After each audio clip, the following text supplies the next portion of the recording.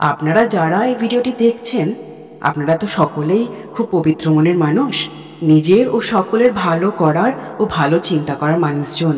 আপনারা যখন এটি প্রতিদিন করবেন, আপনাদের প্রার্থনা ঈশ্বর সবার আগেই শুনবেন।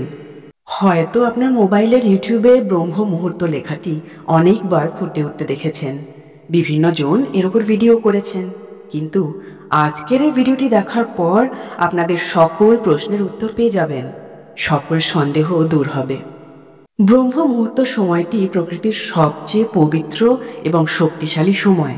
এই সময়ে ঈশ্বর আমাদের কাছে খুব স্পষ্ট একটি বার্তা পাঠায়, জেগে ওঠো, নিজের আত্মাকে খুঁজে নাও, তোমার ভিতরের শক্তিকে অনুভব করো। শ্রী মা শারদা বলতেন, মানুষের মন যেন একটি বীজের মতো, যার মধ্যে বিশাল বৃক্ষের সম্ভাবনা লুকিয়ে আছে, কিন্তু সেই বীজের অঙ্কুরোদ্গম হয় তখনই যখন তা সঠিক পরিবেশ ও সময় গড়ে। কতদিন ধরে করতে হবে এই প্রক্রিয়াটি? এই কাজগুলি আপনি 21 দিন ধরে নিয়মিতভাবে পালন করুন। এই সময়ে আপনি নিজেই দেখতে পাবেন যে জীবনে আশ্চর্যজনক পরিবর্তন আসছে। কারো কারো ক্ষেত্রে 1 সপ্তাহের মধ্যে ফলাফল দেখতে শুরু হয়ে যায়। পাঠ করার সময় কিছু গুরুত্বপূর্ণ বিষয় মনে রাখা উচিত, যা আপনার জপের শক্তি আরও বাড়িয়ে তুলবে এবং ব্রহ্মাণ্ডের পজিটিভ শক্তি আকর্ষণ করতে আপনাকে সাহায্য করবে। 1. পাঠ করার জন্য একটি শান্ত, পরিচ্ছন্ন এবং পবিত্র জায়গা বেছে নিন।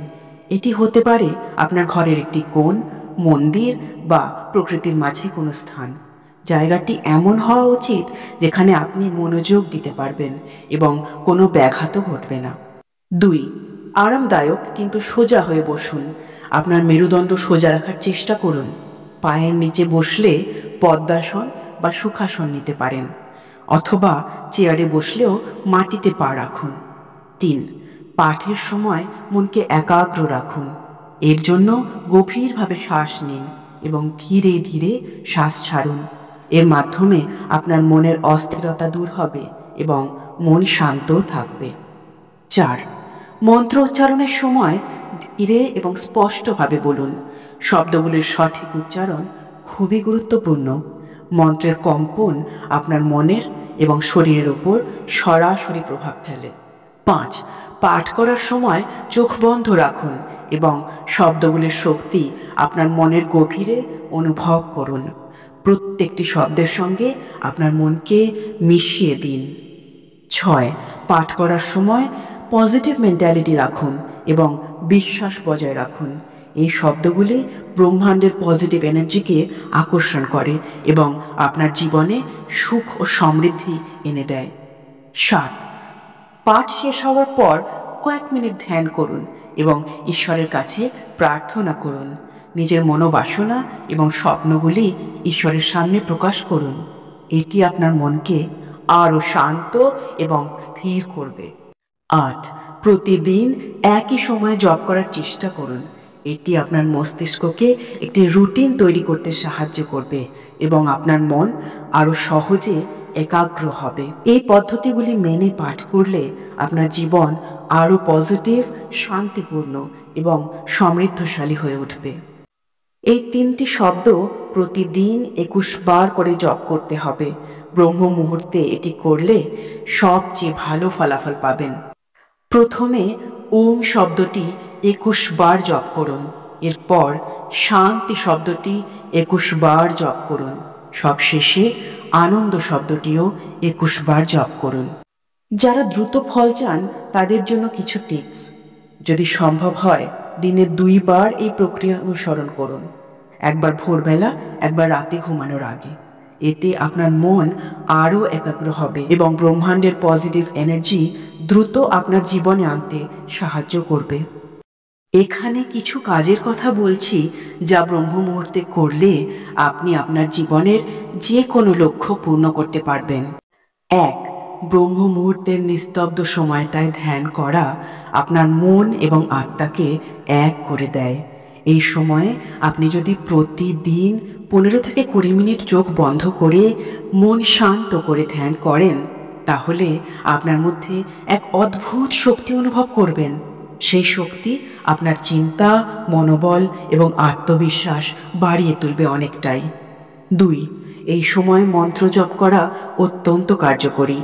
আপনি যদি আপনার ইচ্ছাগুলি পূরণ করতে চান, তাহলে সেই ইচ্ছার উপর ভিত্তি করে কোনো শক্তিশালী মন্ত্র ব্রহ্ম মুহূর্তের সময় জপ করতে পারেন, যেমন ওম নমঃ শিবায়, ওম শ্রীং হ্রিং শ্রীং, বা আপনার প্রিয় যে কোনো মন্ত্র।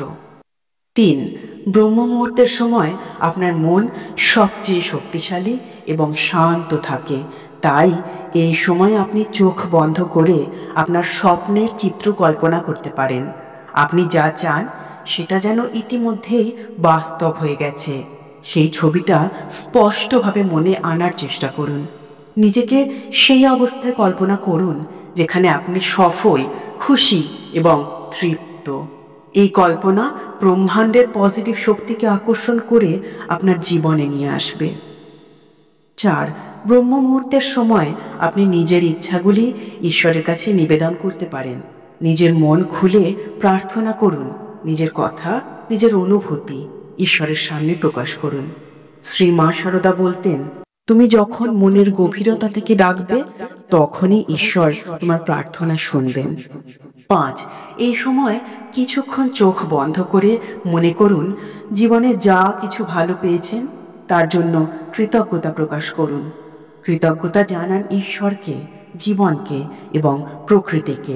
এই প্রক্রিয়া আপনার মনকে শান্ত করবে এবং পজিটিভ শক্তি নিয়ে আসবে আপনার জীবনে।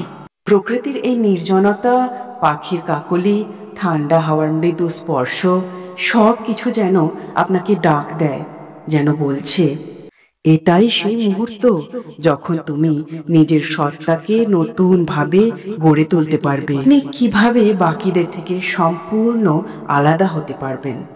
ব্রহ্ম মুহূর্তে জেগে ওঠা, নিজের জন্য কিছুটা সময় রাখা, ধ্যান করা, প্রার্থনা করা এমন অভ্যাস যা অধিকাংশ মানুষ করে না।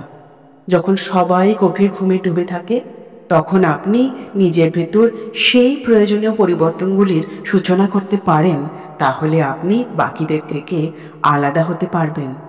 ব্রহ্ম মুহূর্ত কি সত্যিই আপনার মধ্যে কোনো ঐশ্বরিক শক্তি প্রদান করে? হ্যাঁ, ব্রহ্ম মুহূর্তের শক্তি সত্যিই ঐশ্বরিক। এই সময়ে আপনার মন অত্যন্ত স্পষ্ট ও প্রফুল্ল থাকে, কারণ গভীর ঘুমের পর আপনার মস্তিষ্ক বিশ্রামপ্রাপ্ত এবং পুনরুজ্জীবিত।